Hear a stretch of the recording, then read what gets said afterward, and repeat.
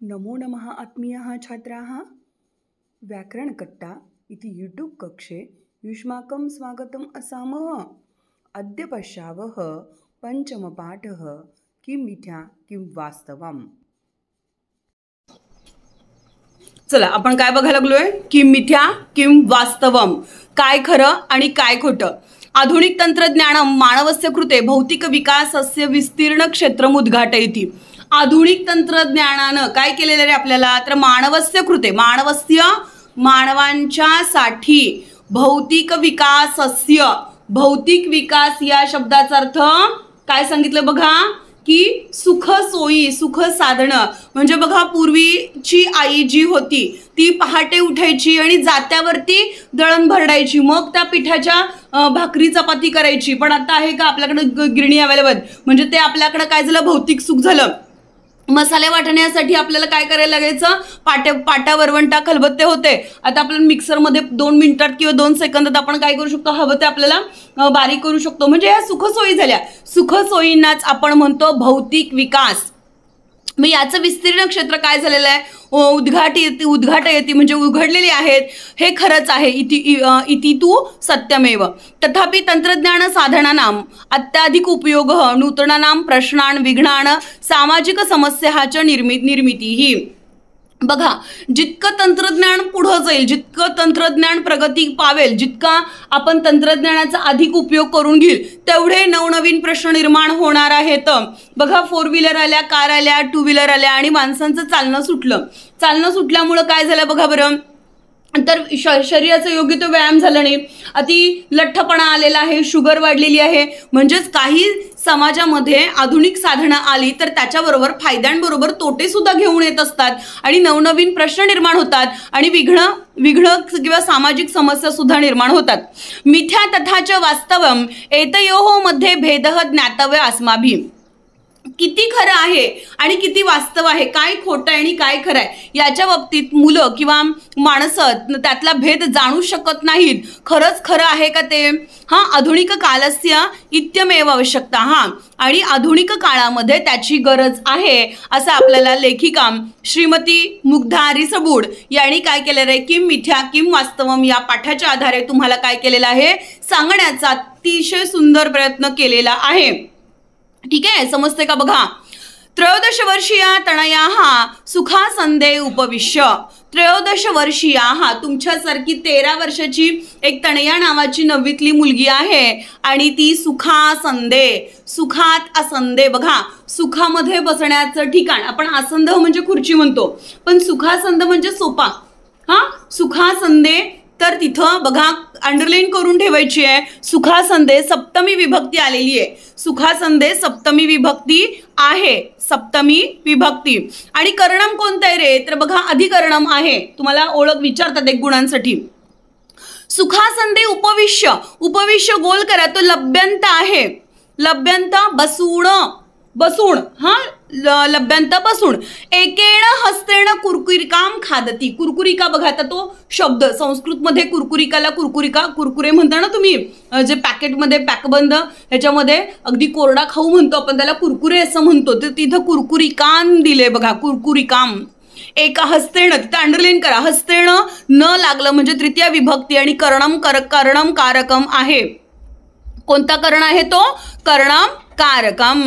समजतंय का, कुरकुरिकाम। एका हातामध्ये कुरकुरे धरलेत तिनं, अप्रेण म्हणजे दुसऱ्या हस्तेण, अप्रेण हस्तेण इथं आहे विशेषण विशेष संबंध। अप्रेण हस्तेणम चलभाषम चालयती। दुसऱ्या हातात काय करते ती, एका हाताने मोबाईल धरलेला आहे आणि दुसऱ्या हातामध्ये कुरकुरे आहेत आणि काय करायला लागली, त्या पद्धतीचं तिचं चालणं जे काही असेल ते, जे काही करत होती ते करत आहे।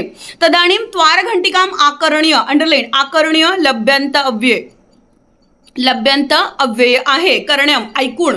द्वार घंटिकाम दारावरची घंटा म्हणजेच बेल वाजली। माता द्वारम उद्घटयती, आईनं दार उघडलेला आहे। कर्माचं कारकम द्वारम, कर्मकारकम आहे, अंडरलाइन कर्मकारकम, द्वारम कर्मकारकम। तर कारक परिचय कुरुत असं सुद्धा आपल्याला एक प्रश्न येतो, त्याच्यामध्ये आपल्याला करायला येतं। त्यानंतर बघा तनया सख्यौ किती वचनी आहेत रे, 2 द्विवचनी आहे। समजते का, 2 मैत्रिणी आल्या, त्या शब्दांवरून समजलं। सख्योद्वारे एव स्थित्वा परत अंडरलाईन करा, त्वांतव्ये आहे, त्वांतव्ये स्थित्वा. ताम आरयत, आरयती म्हणजे बोलावणे, काय करतायत त्या, बोलावतात. श्रुती ही वदती तणये सत्वरम क्रीडनाय आगच्छ बहिः खेलामः. श्रुती म्हणतीये बघा, अगं तणया, आपण हाक मारताना संबोधन आहे, तणये हे तणये, तणये संबोधन आहे. सत्वरम क्रीडनाय आगच्छ, अगं तू लवकर खेळायला ये, बहिः खेलामः, आपण बाहेर खेळूया. तणया वदती, बघा तणया काय म्हणतीये, अहम अहम गृहे एव खेलामी, मी घरीच काय करणार आहे, खेळणार आहे. तर राजसी म्हणतीये किम खेलसी, त्वम किम खेलसी, तू काय खेळणार आहेस. तर ती तणया म्हणतीये बघा, चलभाषम दर्शयित्वाम, अंडरलाईन करा, दर्शयित्वा कोणता अव्यय आहे, त्वांत अव्यय आहे.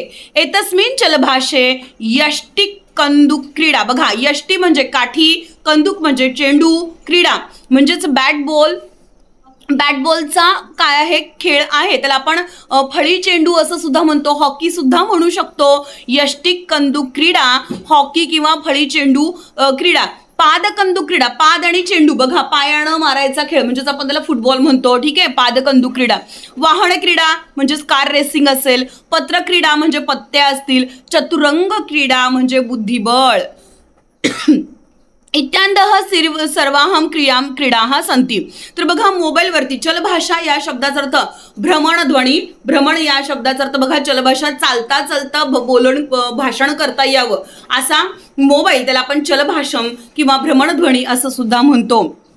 तर यामध्ये एतस्मिन म्हणजे यामध्ये चलभाषेमध्ये काय काय होतं रे, यष्टुक कंदुक क्रीडा म्हणजेच हॉकी म्हणूया आपण, पादकंदुक क्रीडा काय काय, कंदुक क्रीडेला काय म्हणायचं, फुटबॉल.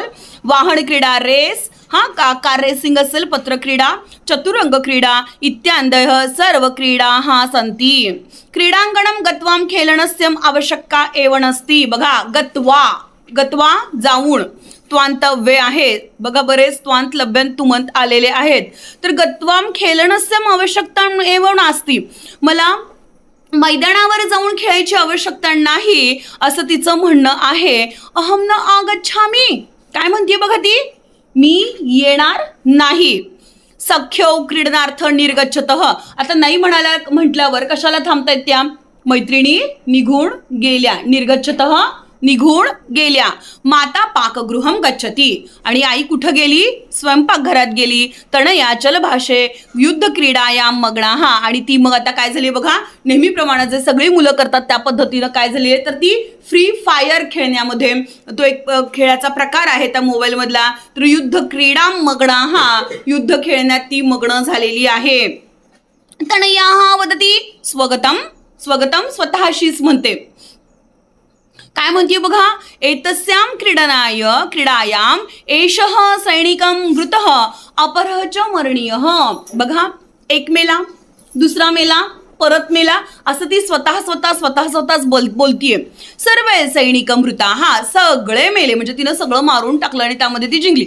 हे जीतमया, असं तिनं काय केलेलं, जल्लोष केलेलं आहे स्वतःच्या खेळण्याचा. खेलः समाप्तः, खेळ संपला. तणया पाकगृहम गच्छती, आणि मग आता भूक लागलीये, कुठं गेली, स्वयंपाकघरात गेली. अंब बुभुक्षिताम अस्मी, बुभुक्षिता अंडरलाईन करा, मला भूक लागलेली आहे, मला भूक लागलेली आहे. बुभुक्षिताम अस्मी, मला भूक लागलेली आहे. माता वदती तणये मम चलभाषे एताणी छायाचित्राणी पश्य.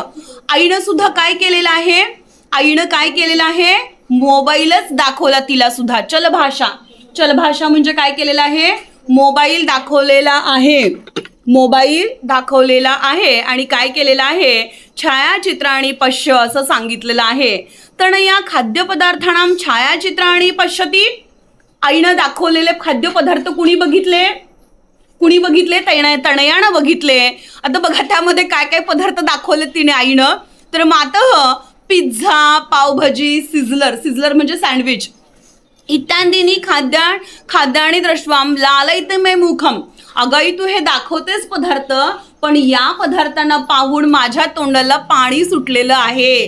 लालयिते मे मुखम, बघा लाल इतम म्हणजेच लाळ सुटली, तर लाळ सुटली म्हणत नाही आपण, पाणी सुटलं असं म्हणतो. मुखम कृपया किमपि यच्छतु, आता कृपा कर मला, आता हे पदार्थ नुसताच दाखवू नकोस चित्रांच्या द्वारे, तर मला काय कर दे खायला. माता वदती चलभाषे दृष्टवती खलू, अगं आत्ताच तर दाखवलं मोबाईलवर खरोखरच. अधुना खाद्यपदार्थांना आवश्यकतामेव नास्ती, आता मला खरे खुरे तुला खाद्यपदार्थ देण्याची काही आवश्यकताच वाटत नाही.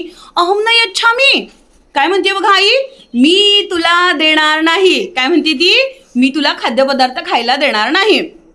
आता तणया म्हणते बघा, तणया वदती चलभाषे भोजनम द्रष्ट्वा बुभुक्षाम शांताम कथम भवेत. त्या चलभाषेवरती म्हणजेच त्या मोबाईलवरती, त्या भ्रमणध्वनीवरचं भोजन बाहून माझ्या पोटाची भूक थांबेल का. बुभुक्षाम शांताम कथम भवेत, काय म्हणतीये बघा ती, बुभुक्षाम शांताम कथम भवेत. अगं आई, त्या चलभाषेवरचं भोजन पाहून माझ्या पोटाची भूक, माझ्या पोटामध्ये ओरडणारे कावळे थांबतील का ग, भूक खूप लागली आहे मला, नाही कशी बरं शांत होईल भूक. माता वदती यदि सत्यम एतत् असत्यम, अगं जर हे खरंच असेल तर ही कथम न जाणासी, जाणासी त्वम जाणासी, मग अगं ते का बरं तुला जाणत नाहीस, समजत नाही. यत चलभाषेण क्रीडित्वा व्यायामः न भवती, मोबाईलवरती खेळणाऱ्यांनो नीट लक्ष देऊन ऐका, मोबाईलवरती गेम खेळला म्हणजे तुमच्या शरीराचा व्यायाम होणार नाही आहे. तो खेळ म्हणजे फक्त मनाचा विरंगुळा आहे, शरीराचा किंवा बुद्धिमत्तेचा, काय म्हणू आपण त्याला, शारीरिक आणि बौद्धिक विकास व्हायचा असेल तर त्याच्यासाठी मैदानावरच जाऊन खेळलं पाहिजे.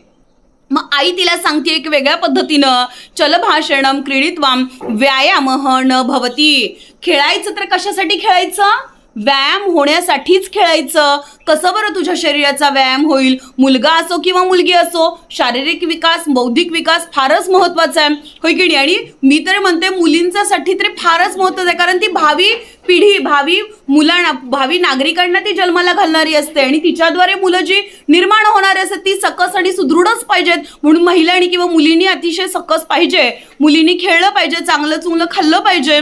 क्रीडित्वाम व्यायाम न भवती स्वास्थ्य रक्षणम न भवती, स्वास्थ्याचं रक्षण म्हणजे बघा अगदी काय म्हणूया, मी बऱ्याच वेळेला म्हणत असते कुंडीतलं रोपटं होऊ नका रे बाळांनो, जर पाणी मिळालं नाही तर कोमेजून जाल, व्हायचं असेल तर डोंगर माथ्यावरचं झाड व्हा, ऊन वारा पाऊस खाऊन काय होईल ते अगदी बळकटपणानं उभं राहील. या पद्धतीचं स्वतःचं स्वास्थ्य बनवायचंय. तणया वदती बघा परम मातः, मातः बघा पण आई मह्यम रोचते तत चलभाषेण क्रीडनम, पण आई अगं मला तो मोबाईलवर आणि खेळणं आणि मोबाईल मला फार आवडतो.